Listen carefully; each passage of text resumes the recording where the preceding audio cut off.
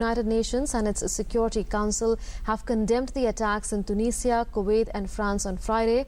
Calling for justice, UN Secretary General Ban Ki-moon said that the world body's commitment to fight extremism had only been strengthened. The Secretary General condemns in the strongest terms the terrorist attacks in Tunisia, Kuwait and France today. Those responsible for these appalling acts of violence must be swiftly brought to justice.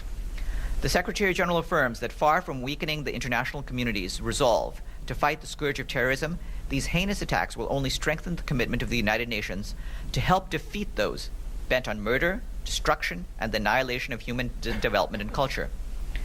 The Secretary General extends his condolences to the families of those killed and injured in today's attacks and expresses his solidarity with the peoples and governments of Tunisia, Kuwait, and France.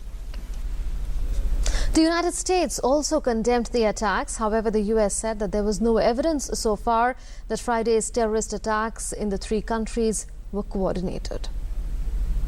The United States condemns in the strongest possible terms today's horrifying terrorist attacks in France, Kuwait, Somalia, and Tunisia, where dozens of innocent civilians, and in the case of Somalia, Burundian peacekeepers, were killed and injured.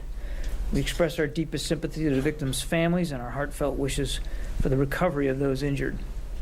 The United States grieves with the people and governments of Burundi, France, Kuwait, Somalia, Tunisia, and other nations affected by these vicious attacks and stands with them in solidarity as they reject terrorism, protect their communities, restore peace and security, preserve through these tragedies